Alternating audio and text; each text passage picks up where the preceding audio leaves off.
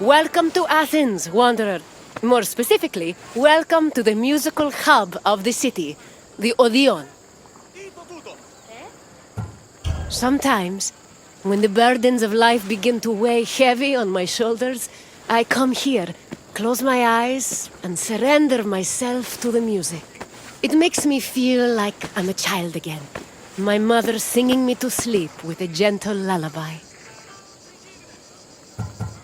The Odeon was where musicians came to share their songs with the public.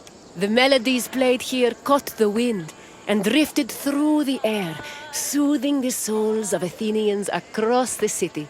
Come find me when your visit is complete, and we will talk about the things you've learned. See you soon, wanderer.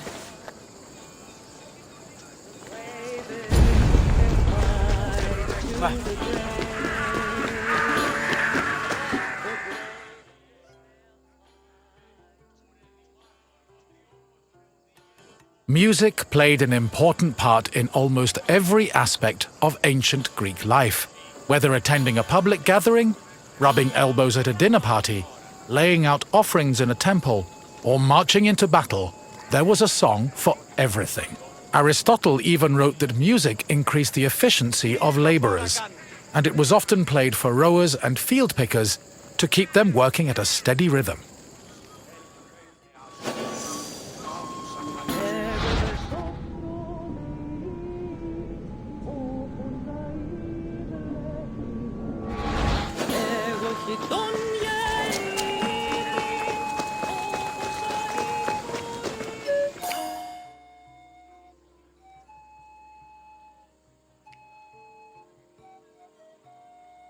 Musical contests, or agones, were originally only held during religious festivals. Over time, they became cultural events in their own right, and attracted musicians and spectators from all over the Greek world. For example, the Athenian Panathenaea festival featured competitions for instrument playing and poetry recitation. The Dionysia festival included contests between groups of male singers to see who could best perform a dithyramb, a merry hymn in honor of the god Dionysus. While these contests could be attended by all, women weren't allowed to compete in them.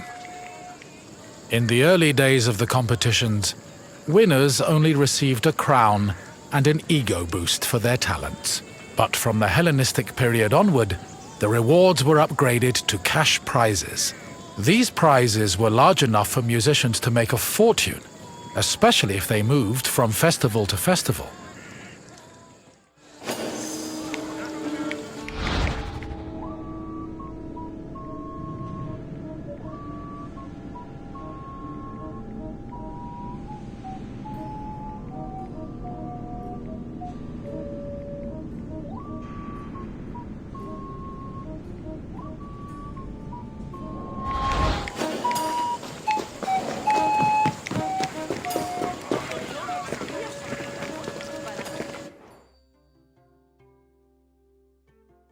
The Odeon of Pericles was built sometime between the 440s and 430s BCE. The building was commissioned by Pericles for use in the Panathenaea festival.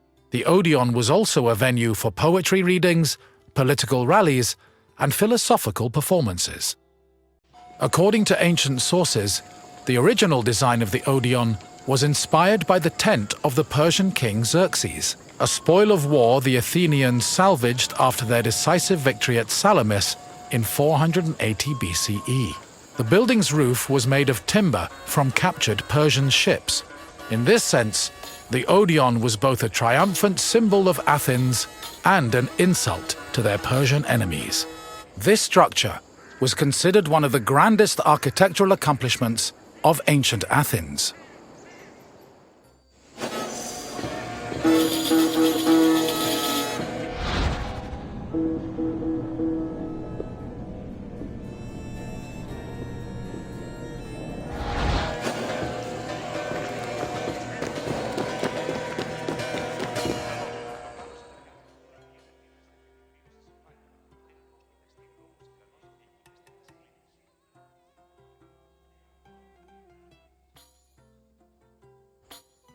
In ancient Greece, there was a type of music for almost any occasion.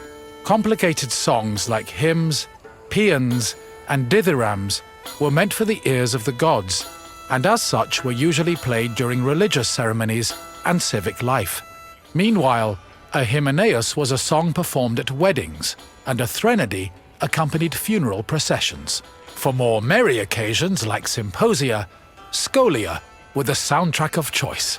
However, drama was considered the epitome of artistic expression, since it combined songs with poetry, dance, acting, and costumes.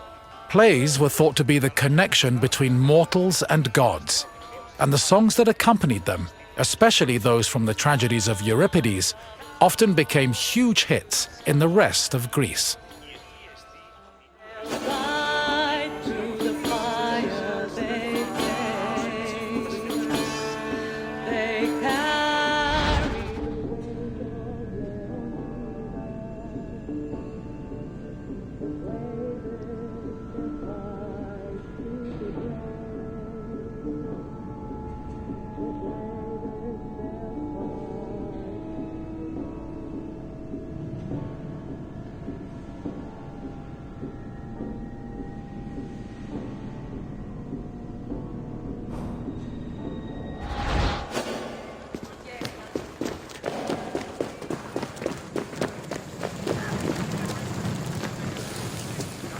Hello again. I trust your visit was worthwhile, and that learning of music was a feast for your mind. I know it was for mine. Is there anything else you'd like to do? Fancy yourself an expert on music? Then let's put your knowledge to the test. Which of the following songs was played at weddings?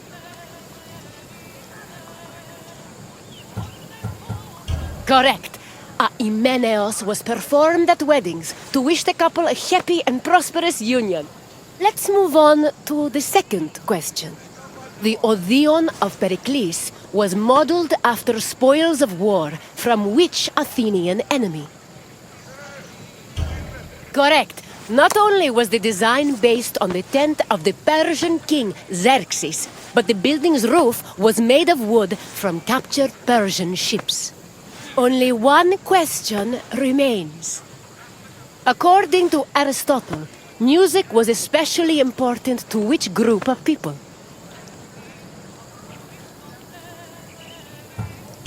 You are correct.